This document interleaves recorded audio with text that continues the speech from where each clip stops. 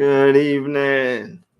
Welcome to Urban Facts. I'm your host, Amen Hotep Parker. It is Thursday, October 3rd, 7 p.m. Been a while since I seen you guys. Actually, like a week or two. So,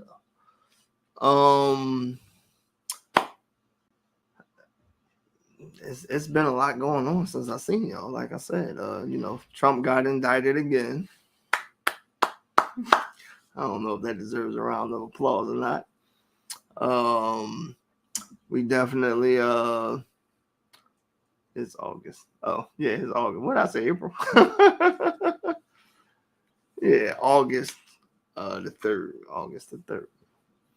So, the news, top news for the last couple weeks is for one, a 14-year-old young lady accidentally shot her I believe it was her cousin or her little brother, little sister, or a relative, let's just say a relative, from a gun that was left unattended in the household. Parents, please, if you have weapons, if you have guns out, please make sure that you put them in a lockbox. You can't just put them in the shoebox no more and put them in the closet. You know, these kids is very, resourceful, and they will, look around the house. You know, they look around for things. They looking for things to get into and all types of stuff. So, I gotta stop saying that too. So let's get into this clip. I got this clip I want to show y'all. Is in regards to our topic, and our topic for today is college for everybody. So let's take a quick look at this clip. Hope you guys like it. Let me see here.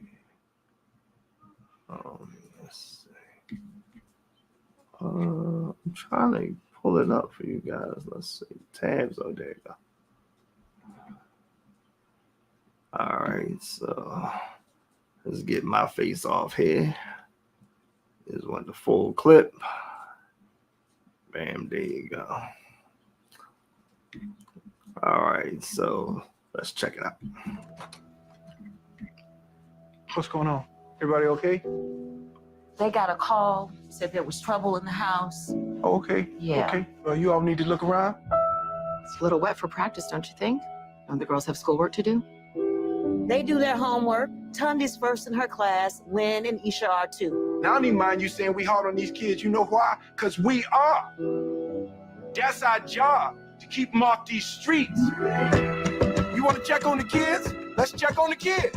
We got future doctors and lawyers, plus a couple tennis stars in this house. The chances of achieving the kind of success that you're talking about is just very, very unlikely. Okay, you're making a mistake, but I'm going to let you make it.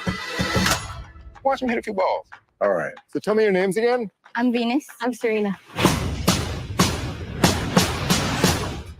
So what'd you think? I wrote me a 78-page plan for their whole career before they was even born. Yeah, baby, yeah! These girls so great, how come I've never heard of them? They're from Compton. It's okay. They're just not used to seeing good-looking peoples like us. She's nervous. Take a step up. Maybe she ought to take a few more steps up. Just get someplace safe. I think you might just have the next Michael Jordan. Oh, no, brother, man. I got me the next, too. What's the next step you got to take? You're not going to just be representing you. You're going to be representing every little black girl on earth. I'm not gonna let you down. How could you? This world ain't never had no respect for Richard Williams, but they gonna respect y'all. You don't walk out there with your head up. You are a champion, and the whole world knows it. The most dangerous creature on this whole earth. It's a woman who know how to think. Yes, Daddy. Ain't nothing she can't do. You gonna show them how dangerous you are?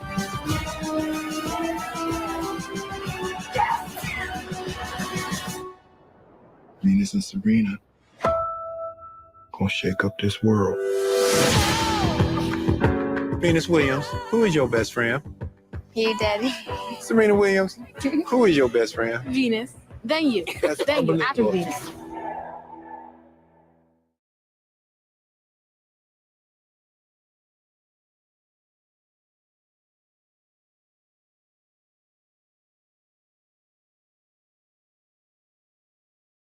Back on there, a little technical difficulty. So the purpose of that video, let's pull up the Williams sisters here. All right, let's see. The purpose of the video is to show you guys that you can teach children at a very, early on in life for the way you want them to be directed. So as you can see, Richard Williams directed the path for his children, Venus and Serena. So you probably saying, oh, well, what does tennis have to do with? Is everybody, it's college for everybody. Well, before I get into that, let's get to the next, set of people here. So the Ball brothers, their dad, I can't recall his name at the moment, taught all his sons how to play basketball at Tyler's. So two of the sons are now in the NBA, regardless of their performance or how good they are, they in the NBA. But that only happened because their dad taught them on at an early age. They was taught at, I believe Tyler's or something. I think the dad said 5 or something like that. And they were developed by their dad into NBA players. So what I'm trying to tell you is that in society, we have this standard, it's college for everybody. No, college is not for everybody. But by the time, you asking that question, what frame of life, like what time span in the person's life is that applied to? Now, if you're referring to a 12th grader that's failing towards the end of the year, then no, college is not for him. If you're referring to an infant, then college can be for that person. So let's just see what happens when you don't necessarily have college. So let's look at this. See what we get when we have just a high school diploma. So it reads, what degree do you get when you graduate high school? A high school diploma or a high school certificate, and the school sets, that's what you get, the diploma and the certificate. That's the answer. And the school sets the foundation you need to continue along with your professional journey. So pay attention to that. The school sets the foundation that you need to continue along with your professional journey and personal journey in life. At the same time, it's a wonderful experience to make friends, expand networks, and learn more about yourself. And if you need information in regards to where I got this from, that's the link right there at the bottom. So you can pause this video if you need to go back and get that. So the information that I just showed you guys is clearly telling you that high school is not enough, because it's clearly stating that you're going to go further on your professional journey. So we have to, prepare these kids, as they're developed as from toddlers, actually from birth. So you prepare a child from birth, opposed to saying, like Goo Goo Gaga and all that type of stuff. You can teach the child like letters or how to say their name or mom or whatever like that at a very young age, like months old. Because they'll comprehend that. Because they can hear what you're saying. They just can't give an audio response in regards to what you're saying. So, all right, let's go to the next slide here. So, these are forms of higher education. So, let's make this a little bigger here so you can see it. All right, but so higher education options. So the first one I have on here is trade school. A trade school, also known as a technical school, pay attention to that, is a post-secondary educational institution designed to train students for a specific job in a skilled trade career. Most award only associate degrees and certificates. Also, fees are not as pricey as the fees from traditional colleges and universities. A college, vocational or trade school. So let's pause right there. Vocational or trade school. This is clearly telling you that a college and a trade school are the same thing. Now, while a small number of these institutions offer bachelor's degrees, most award only associate's degrees and certificates. So that would be like a community college or a trade school. So this is even telling you that most only award associate's degrees and certificates, and then that's the same thing that you have up here. It's only award associate's degrees and certificates. So that's telling me that trade schools and colleges are the same thing. It's just a different name, but it's the same type of institution. So let's go back to the options here. So a university offer both undergrad. Undergrad would be the associate's degree or the bachelor's degree, and grad degrees. So a grad degree is like a master's degree, doctoral degree, or professional degree. Known for their lively, diverse environments, these instructions usually feature sizable campuses and variety of program offerings. So I wanted you guys to see the different, like the options that you have out there. Now, here's the thing with either of those trade schools, colleges, or universities. You can't wait until your child is in 12th grade to start planning for their higher education future, for their academic career, for their continual academic career in higher education. You have to do that at birth. So we'll get into that a little bit later. And we'll answer the question too. Is college for everybody. So we'll get into that later on towards the end. So the emphasis that I want to bring forth is that you need to go further than just high school. So let's get into the next slide.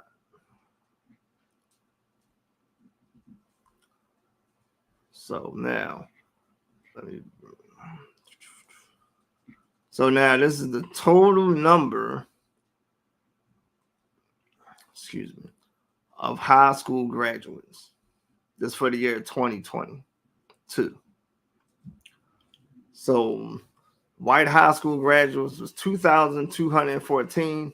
Hispanic or Latino was 620.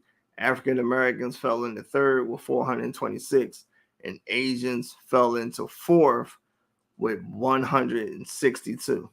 So before y'all start calling Asians stupid, that's not exactly what that's saying. Asians don't carry a large population in the United States. So if you look at the ratio of Asians compared to like African Americans or whites, that's probably like a larger number if you break it down in a percentage category versus like what I'm trying to say is if you took all the Asians that's in the United States and you broke it down into a percentage, it would be very close to I would say whites. So the reason why it's low here is because Asians get their high school education, most of them, from Asia or China or Japan or wherever they're from. And then they, some of them are transition over here. So the number that you see at the 162, that's the Asians that already live here in the United States. And as you can see, that's almost 1/4 of the African Americans here. And we clearly outnumber Asians by a large number. So that's not good on our part. So let's go to the next little slide here. All right. So this slide right here is, I think, the quality of life of people with only a high school diploma. So high school diploma holders are often limited to unskilled or semi-skilled positions involving routine, less challenging types of work. So that type of work would be like the cashier at McDonald's, the stock boy for Walmart, the lettuce sorter at the post office. You know what I mean? You might do customer service where you calling up trying to collect bills from somebody, things like that. Given the amount of time people spend at work, having a less meaningful and uninspiring career can severely impact the quality of life. So that's clearly saying that, depression can play a part in a person's their life in regards to the type of work that they do, especially if you have a job that doesn't pay well and then you have very tough management, like the manager's like really hard on you in regards to like your job performance and things like that. So with that pressure building up, it can make the person just stressed out, like they would hate going into work.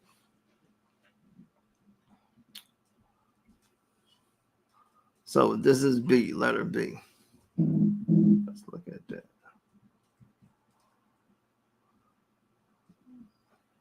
So letter B says high school graduates earn an average of $809 a week, or 42,000. Let me read this right here. $42,800 weekly. Annually. I'm sorry.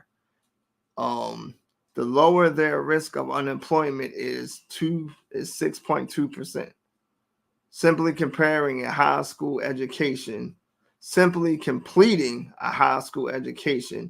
can increase your expected income by more than $9,000. That's if you don't have a degree. That's if you don't have anything at all.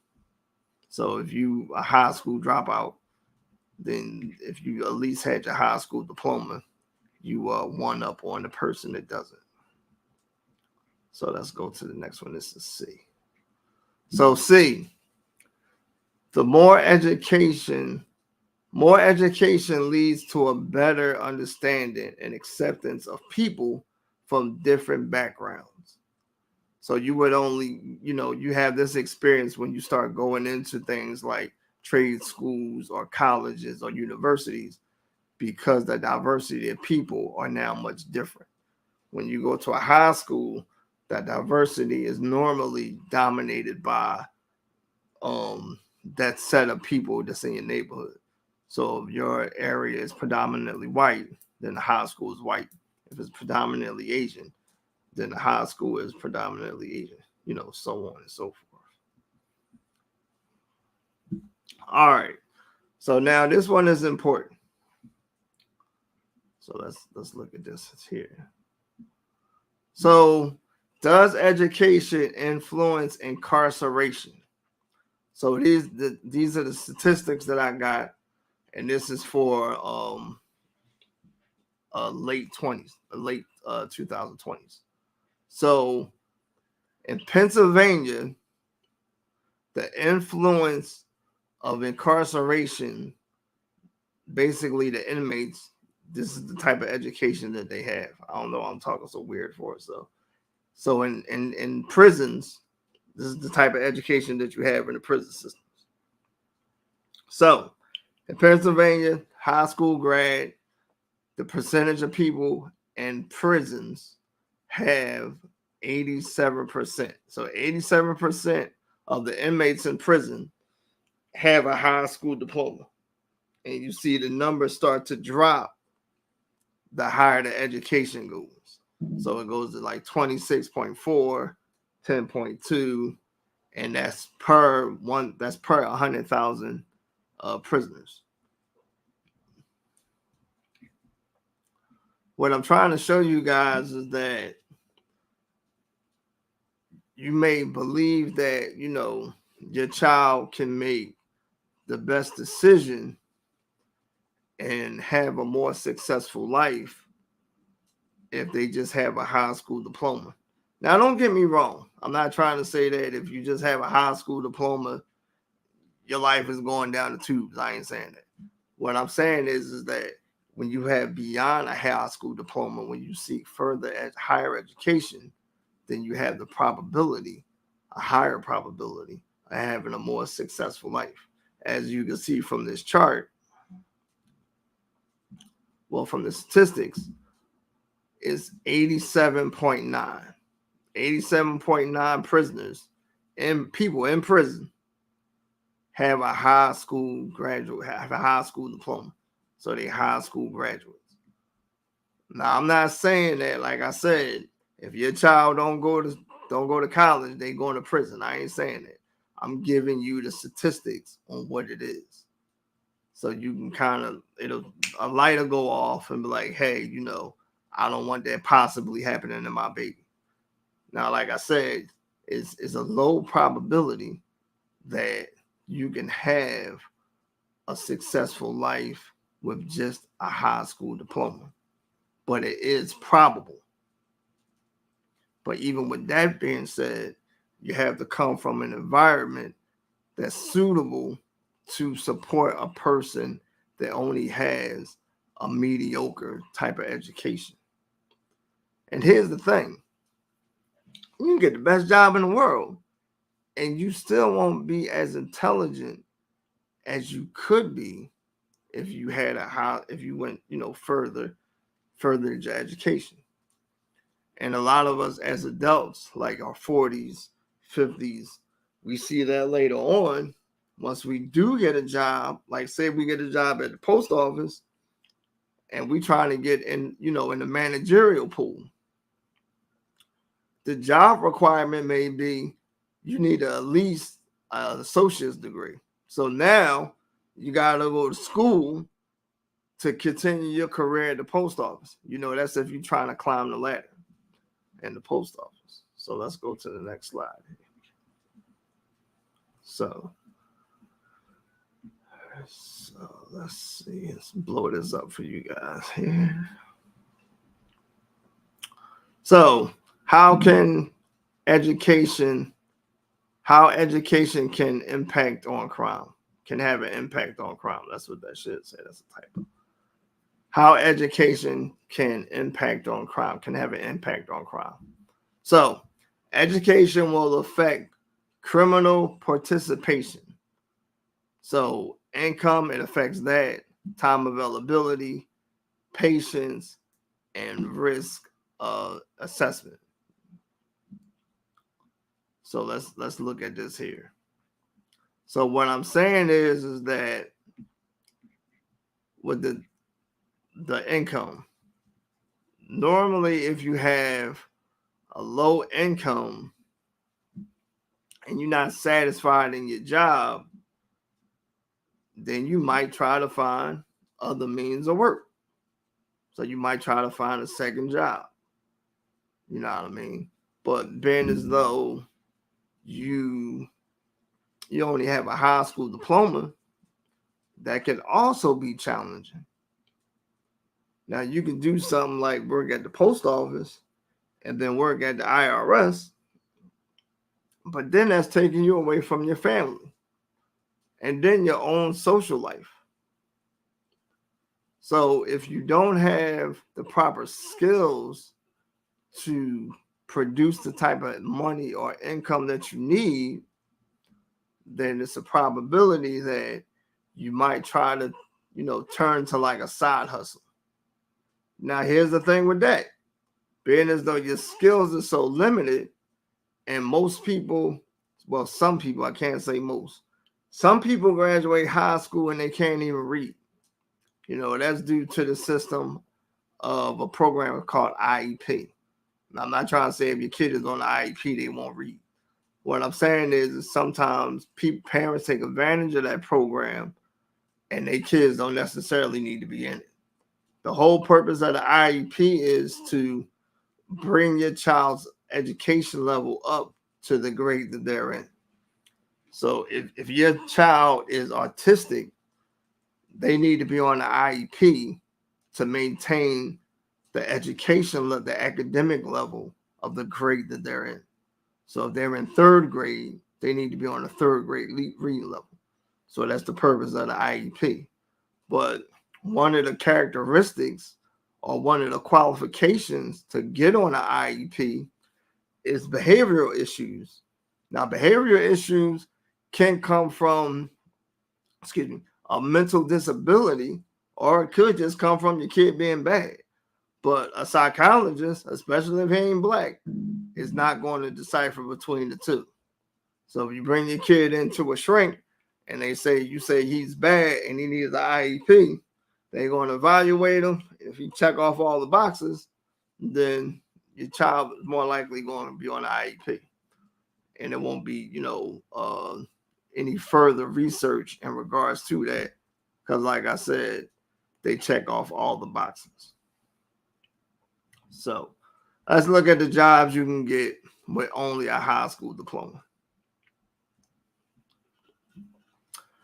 Now, this ain't all the jobs. This ain't the only jobs you can get. These are just some of them. This is the top 5 that I found. So it says dispensing optician. So that means you work in an eyeglass place. So the national salary for that with only a high school diploma is $30,980 a year. So that's not a lot of money. I converted this to a yearly salary. I think the average for that was like, let me see, I can look it up on my phone real fast. Let's see something here. Let's see, yearly salary to hourly. Let's see. I ain't really got time to do it. Let me see something. Oh, here it is. So what I said was, so it's 30. Change this to hourly. Well, bi-weekly. Let's change it to weekly. Calculate. So that's a weekly pay of $774.50. So you can kind of do the math for the next couple of ones. So community healthcare worker. So that's something like home health aide. You might be the receptionist at a doctor's office, something like that. So that's $31,800 a year. Pharmacy technician. You're not the pharmacist. You're the person just keying in the information and taking the prescriptions for the pharmacist. So that's $32,060 a year. A gaming manager. I'm not quite sure what that is, but that's $35,630 a year. Now, this is the position that it fools everybody. Because normally when you talk to, people in your neighborhood, they always encouraging somebody to go get a job at the post office. So let me just break this down in regards to these postal jobs or government jobs, period. So let me blow this up so y'all can see it. So the census is that if you work at the post office or if you work at the IRS or the VA or whatever, like that's a good job. Depends on where you're working at. Depends on how long you work there. If you got the job day one, where's that at? So the carrier position, job day one, that's the mail carrier, that's the mailman. This is for the post office. That's $34,520 a year. Now, let's pause right here. So, if the carrier been there for like 20 years, his salary is obviously going to double. Well, not double, but it's going to increase, in pay. Because, he's getting promotions and raises and things like that. So if he's been there like 20 years, then he could be making a salary of close to like 46,000 or even like close to 50. So if you know somebody that know Fred, we're going to just call the mailman Fred. And Fred been working there for like 20 years.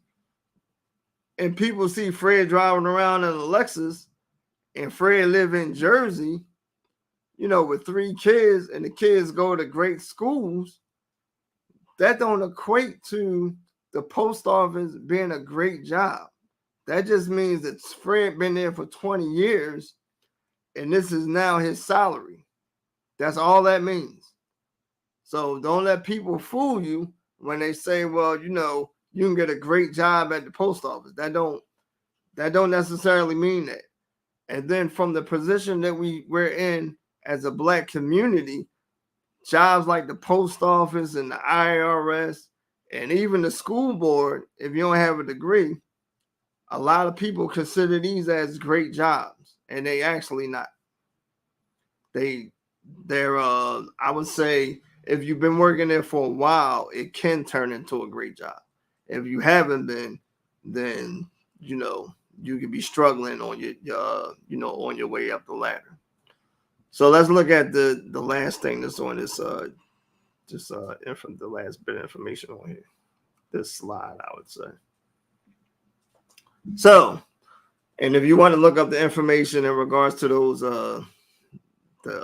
salaries per year, you can just go right to Indeed.com. So this is from ZipRecruiter. So the average salary for a bachelor's degree is $46,000 a year. Now, I just said, if you Fred working at the post office, the $46,000 a year, that may not come until within, it may be like 10, 15 years, or maybe 15, 20. Let's just say 10, 15. Now, I just read to you that the average base salary for somebody with a bachelor's degree is $46,000, around that. That's 4 years of college. So you ain't even start a career yet. Like, you still in school. Now, you can work at the post office, while you still in school, and you can make some good money if you was the mail carrier, because I just showed you what that is. But now you done graduated, and now you have the probability of making $46,000 a year. So I know that might be a little confusing, because you might say, well, if I got this bachelor's degree, why is it not guaranteed? This is why. So you get a bachelor's degree, let's say computer science, and then you get a job at the post office. Not unless you're the IT person at the post office, you're going to get the salary for the job that you applied for. Now, if your degree doesn't cover that job, then you're not going to get the $46,000. That's like if you're a lawyer, you went to school for law, and then you decided to be the manager at the zoo. You're not going to get the salary of a lawyer. When you get a degree, that's the career that you're going into. So if you get a degree as an artist, you get a degree as a musician, a lawyer, a doctor. Those are the careers that you have to work into. Now, don't get me wrong. It is certain jobs that kind of like fluctuate with that. Like they may pay you, like, so you may have a job where it may say like administrative assistant. So without a degree, it may say something like 36,000. But with a degree, the bachelor's degree, it'll say something like 40. You know, because they paying you for the experience because you have more education to offer to that position. So let's go to the next slide.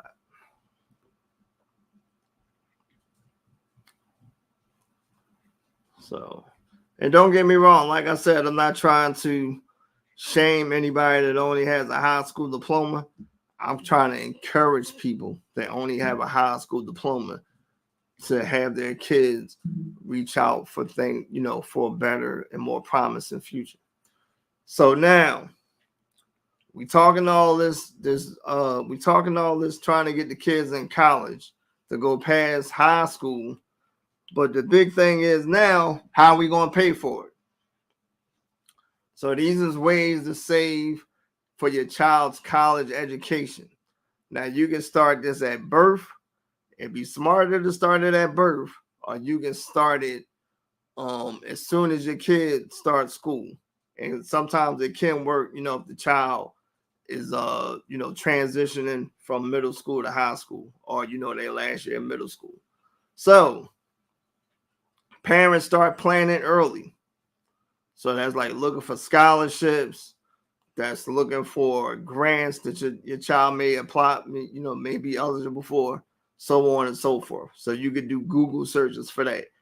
And if you was a little late in the process and your child happened to be in middle school or already started school, let's just say they're in first grade or middle, whatever grade they in, I would start this now. But the earlier you start, meaning the younger your child is, the more of a benefit it'll have towards you, because obviously you can save more money. So open a tax advantage 229 college savings account. So this is an account you can call your bank and you ask about this type of account. It's a savings account for college. Now this will be one of the tools that you would use early on when the child is a toddler, or as soon as you had a baby, you know, because this will be a smart investment. Create a planning for college budget. So when you create your budget, now you got to put a line item in there for college, so you can save money off to the side for that. And then the next one is invest in your child's talent. Remember, we were just talking about the Williams sisters. If you know your child is good in a particular sport or talent, like violin or dance or something like that, then you might want to start looking for resources that would monopolize their efforts into getting into a good school from their talent. So, you know, if like I said, let's just say the child's good at tennis, you know, they could probably get into a college off of a tennis scholarship. I don't know why I'm stuttering for a tennis scholarship. So they can do it that way. You know, they got the basketball and the football scholarship. So they may be able to get a free ride. Or like I said, you could just prepare your child as a toddler so they can get an academic scholarship, because everybody might not be the next Michael Jordan. Everybody might not be the next football star or John Moran or whatever like that. You know, the next baseball player or whatever like that. Well, John Moran ain't a baseball player. I'm just saying. So, I think I had something else on here too. It's very important that we as parents, we plan for the future of our children. because we want the kids to be successful. And the only way that they can be successful is if we make them that way. I'm not saying that, let's just put it this way. You got a higher probability of your kid having a more successful life if you plan ahead for their future. And like I said, that's from birth. My kid's mother, she would read to them when they were, small, 1 or 2, I believe she said. Teach them how to do their ABCs, how to spell their name, how to count. I remember when I was in first grade, I couldn't spell my name. You see my name right there. That's pretty long right there. I probably still barely can spell it now. So, when I was in the classroom, every time the teacher gave me my paper, for the assignment, my name was already on there. So the first day of school, the teacher told my mom, "Do you know your child can't spell his name?" So apparently my mom didn't do anything because I had to repeat the first grade. Now that had to be an issue because every piece of paper that Miss Thompson gave me for my first experience in first grade had my name on it. So it's not Miss Thompson's job to ask my mom, "Hey, did you teach your son how to spell his name?" It's my mom's job to say, "Hey, this is how you spell your name." Majority of my kids, they have long names except for mine. Like Ambrielle's name is at least 9 characters long. So she got mine's beat by like one character. So if her mom didn't teach her how to spell her name, it could be complex, for her as a child going into kindergarten. But being as though her mom taught her that, Ambrielle went into kindergarten knowing how to spell her name. Now, if the teacher handed her anything with her name already on it, that was just how that object was supposed to be, like a certificate. She might have had a name tag or whatever. But I can definitely tell you Ambrielle knew how to spell her name in kindergarten. All of them did. Well, except for their dad. So, but you gotta just prepare your kids for it. Let's go back to one of these slides for a second here. So, all right. Now, this is the big one right here.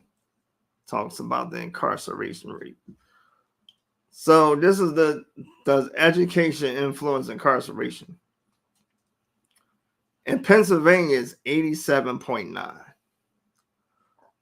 Now, that's not saying that 87.9 high school graduates is going to prison. That's not what that's saying. That's saying that if your child only has a high school education, there's a probability that they can wind up in prison. That's what that's saying. Now you might be saying, "Well, nobody ain't called me and asked see if my kid's name was on there." Well, nobody calls you either when they do the polls for presidents. When they say Joe Biden is beating Donald Trump by 10 points, ain't nobody called me or knock on my door and ask me who I think should be president. But it's still a survey. You still got statistics. So it's still facts. So these facts that we're looking at. What the facts is telling you is that in prison, majority of the people in there have high school diplomas. So what is that saying? Due to the lack of skills and the lack of knowledge, they don't even have the fortitude to do common jobs. Even with all those jobs that I named. Let me see something. Let's go back to that. Hold on. Here you go, right here. So let's go back here. So dispositioning optician. Now that sounds like that's a difficult task. I'm not sure exactly what that is, but if you can't read, now I'm not saying that your child graduate high school won't be able to read, but I just explained to you about the IEP. So if your child just happen to fall into that and they, they get this job, I'm sure it's a reading you got to do. Because you got to know how to clean like some type of equipment in the eye doctor's office. You might have to prep the equipment or whatever. And reading would be definitely fundamental in a career like that. Even if you're the mailman, you got to know how to read. You got to know at least your ABCs to put the mail in order. Well, you got to know how to count. You got to know the arrangement of numbers to put the addresses in order. So when you pull out the mail, you know what piece of mail goes in what mailbox. Now, I'm not saying that your child won't have that if they graduate high school, but like I said, they got this program called IEPs, and some kids don't have that. You know what I mean? If your kid was struggling in high school, IEP or not, then they may not be sufficient enough to be the mailman. The skills that I'm talking about is that you're not going to be a chemist with a high school diploma. You ain't even about to be the person that comes up with the cure for the coronavirus. You know what I mean? They're not even going to trust you enough to put together a car, to construct the design for a new car engine or a car period, because you don't fit that skill set. So it's highly important that you want your kids to go to college. Now, a lot of people say you can't make them. I don't make my kids do anything. I just teach them the importance of it. Say, hey, if you do this, your life could be more greater than what it is right now. Or, if you want to go to school and be a lawyer, if you want to go to school and be an entrepreneur, if you want to go to school and be an engineer, it's going to change your lifestyle. And nobody told me that when I was coming up. It's times I'll be struggling myself. But that's because nobody didn't give me the push that I needed to say, hey, this is what you can do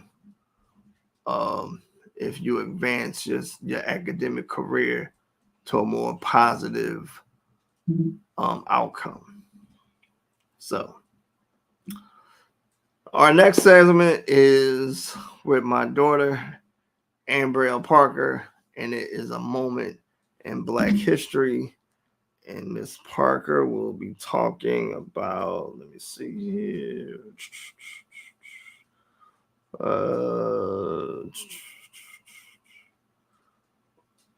What is this here? She'll be talking about C.J. Farmer. So I'm going to bring Ambrielle on now. Hey, Bray. Hi, Dad. Hey, what's going on? Nothing. Not a whole lot. All right, what you got for us today? Today I'll be talking about J.C. Farmer. Oh, what I said, CJ. My bad. Okay. All right, well, go ahead. I'm going to let you go. Go ahead and do your little segment there. So this is a moment in Black history with Ambrielle Parker. Okay.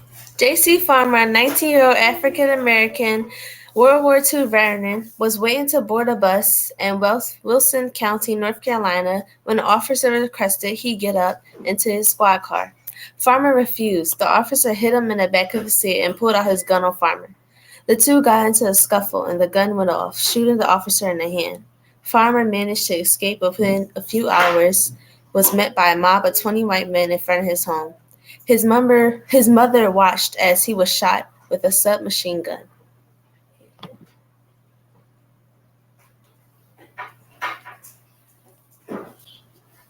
So did you hear about J.C. Farmer before this?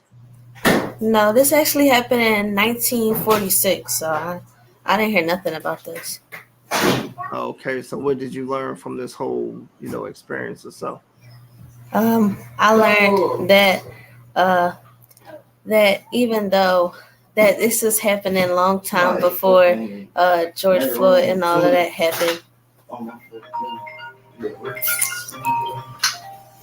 I apologize. This was happening a long time before George Floyd, Breonna Taylor, all of them happened. That white officers and white supremacy was still going on in this world with black people. Even in the late 40s, black people were still not given the same privilege as white people. Even like he was just sitting down and he was asked to move, and this was. I think this was before Rosa Parks. I don't know. I don't think so.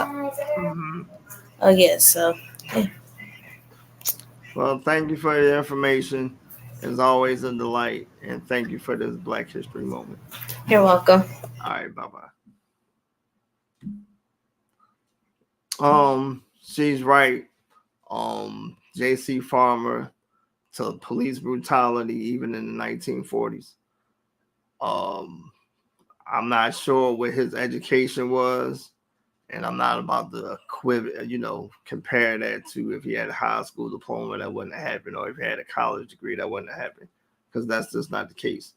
No matter what level of education you have, that's not going to stop you from experiencing ignorance from other people. So, I mean, you may be in a level in your life where you may be experienced to less types of ignorance, but it definitely doesn't shield you from all ignorance. So, there's a lot of things going on in the community. And like I said, I'm not saying that if your child only has a high school diploma, their life is going to go down the tubes. I'm not saying that at all. I know a lot of people that only have a high school diploma and they have, good careers. What I'm saying is that if you seek higher education, you can have a better lifestyle, a better career. There's other jobs out there besides the post office. There's other jobs out there besides the IRS, besides the VA, but we got to have the fortitude to want to go and seek and look for those jobs. You know what I mean? So, and trust me, I ain't trying to come at no mailman or the people to work. Them people is a purpose. We need those people. We need the mailman. We need the clerk at the IRS. We need the people that's running those claims at the VA. You know what I mean? But that doesn't mean that your child has to be in that position. Because I'm sure the people in those positions want their child to go to higher positions. I mean, I would. So, I thank you guys for coming out, supporting us. If you guys ever want to donate, here's our Cash App. It's Cash App $, ELZFDN. All the funding goes towards our mission, and that is to empower inner city youth culturally and academically so they can have hope and see the opportunities that they have afforded to them. My name is Eamon Hotep Parker. Thank you for tuning in. God bless and good night.